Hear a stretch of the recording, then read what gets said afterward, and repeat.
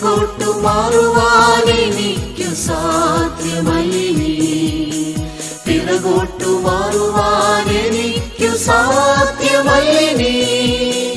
യഹോവ തന്റെ സന്നിധിയിൽ ഞാൻ പറഞ്ഞു പോയി,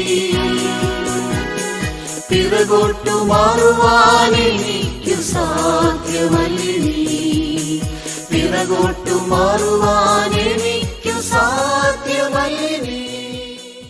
വേഗം വരുന്ന നമ്മളുടെ കർത്താവായ യേശുക്രിസ്തുവിൻ്റെ തൻ്റെ നാമത്തിൽ എല്ലാവർക്കും സ്നേഹവന്ദനം. ദൈവമക്കൾ ജീവിതം കൊണ്ടും പ്രവർത്തനം കൊണ്ടും മറ്റുള്ളവരിൽ നിന്ന് വ്യത്യസ്തരായിരിക്കണം. നാം എങ്ങനെയാണ് വ്യത്യസ്തരായിരിക്കേണ്ടത്? 2 ചിന്തകൾ പങ്കുവയ്ക്കട്ടെ. ഒന്ന്, നാം വിശുദ്ധ ജീവിതം നയിച്ച് വ്യത്യസ്തരായിരിക്കണം. 1 പത്രോസ് 1:15 വായിക്കുന്നത്, മോഹങ്ങളെ മാതൃകയാക്കാതെ നിങ്ങളെ വിളിച്ച വിശുദ്ധന് ഒത്തവണ്ണം അനുസരണമുള്ള മക്കളായി എല്ലാ നടപ്പിലും വിശുദ്ധരാകുവീൻ. വിശുദ്ധരാകണം.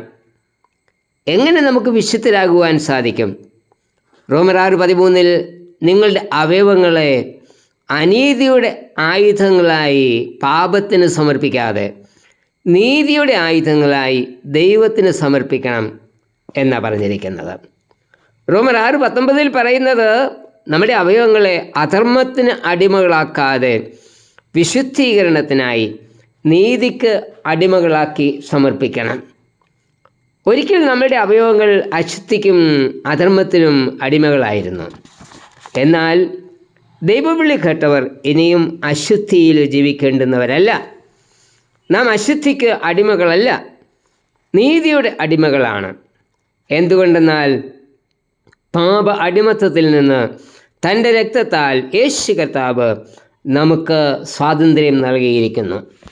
അതുകൊണ്ട് കർത്താവ് പറയുന്നു, ഞാൻ വിശുദ്ധനാകിയാൽ നിങ്ങളും നിങ്ങളെ തന്നെ ശുദ്ധീകരിച്ച് വിശുദ്ധരായിരിക്കണം.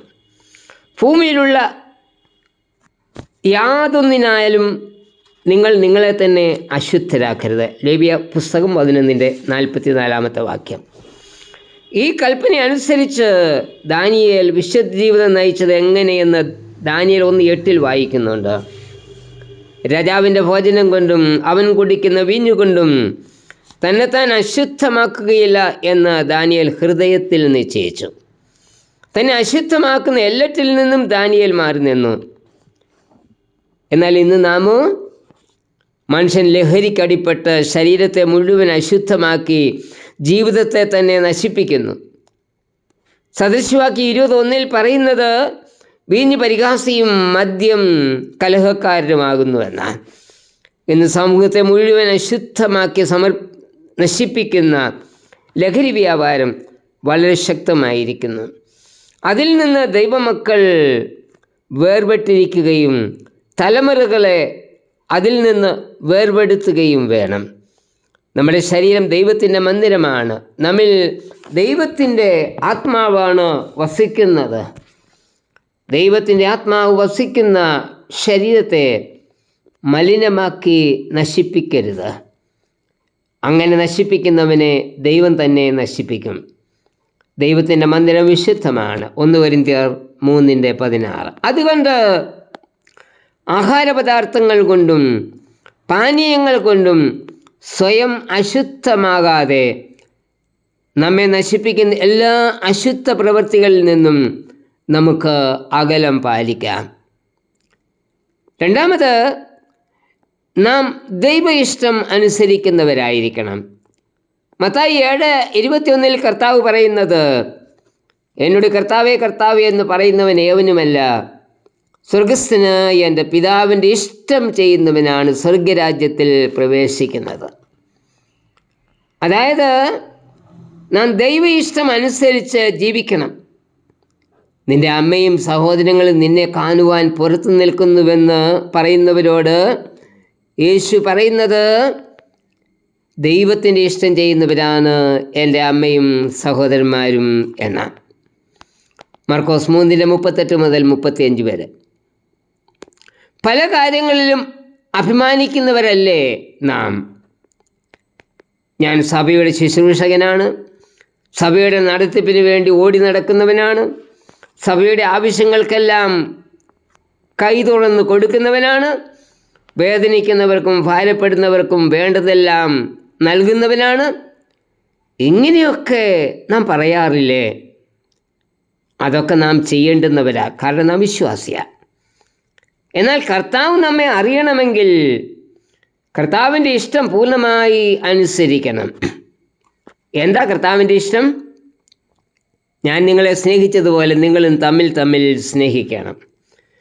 സഹോദരനെ സ്നേഹിക്കാതെ ചെയ്യുന്നതൊക്കെയും മുഴങ്ങുന്ന ചെമ്പോ ചിലമ്പുന്ന കൈത്താളമോ പോലെയാണ്. 1 കൊരിന്ത്യർ 13:1 ആധുനിക ജീവിതം സമ്മാനിച്ച സുഖസൗകര്യങ്ങളും സമൃദ്ധിയും ഭൗതിക ജീവിതത്തിലേക്കാണ് നമ്മെ നയിക്കുന്നത്. അതുകൊണ്ടാണ് നാം ദൈവിഷ്ടത്തെക്കാൾ ഉപരി സ്വന്തം ഇഷ്ടത്തിന് പ്രാധാന്യം നൽകുന്നത്.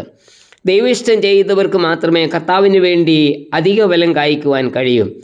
നല്ല ഫലം കായ്ക്കാത്ത വൃക്ഷമെല്ലാം യജമാനൻ വെട്ടിക്കളയും. മത്തായി 7:19. അതുകൊണ്ട് നമ്മുടെ ജീവിതം എപ്പോഴും വിശുദ്ധമായിരിക്കട്ടെ. കർത്താവിന് പ്രസാദമായത് മാത്രം പ്രവർത്തിക്കാം. മറ്റുള്ളവരിൽ നിന്ന് വ്യത്യസ്തരായി കർത്താവിന് കൊള്ളാവുന്നവരായി ജീവിതത്തെ മുൻപോട്ട് നയിക്കാം. കർത്താവേ, അവിടുത്തെ ഇഷ്ടം ചെയ്യുവാനും വിശുദ്ധിയിൽ ജീവിപ്പാനും എന്നെയും പഠിപ്പിക്കണമേ. ആമേൻ. എന്റെ താഴ്ച തന്നിൽ എന്നെ ഓർത്തവൻ നീ, എന്റെ നിന്നയെല്ലാം മാറ്റി എന്നെ പോറ്റി. എന്റെ താഴ്ച തന്നിൽ എന്നെ ഓർത്തവൻ നീ, എന്റെ നിന്നയെല്ലാം മാറ്റി എന്നെ പോറ്റി. നന്ദി ചൊല്ലി തീർപ്പാൻ സാധ്യമല്ലെനിക്ക്, സ്തോത്രഗാനം എന്റെ നാവിൽ നൃത്തമാടി. നന്ദി ചൊല്ലി തീർപ്പാൻ സാധ്യമല്ലെനിക്ക്, സ്തോത്രഗാനം എന്റെ നാവിൽ നൃത്തമാടി. യഹോവ തന്റെ സന്നിധിയിൽ ഞാൻ പറഞ്ഞു പോയി, പിറകോട്ടു മാറുവാൻ എനിക്കു സാധ്യമല്ലിനി. പിറകോട്ടു മാറുവാൻ എനിക്കു സാധ്യമല്ലിനി.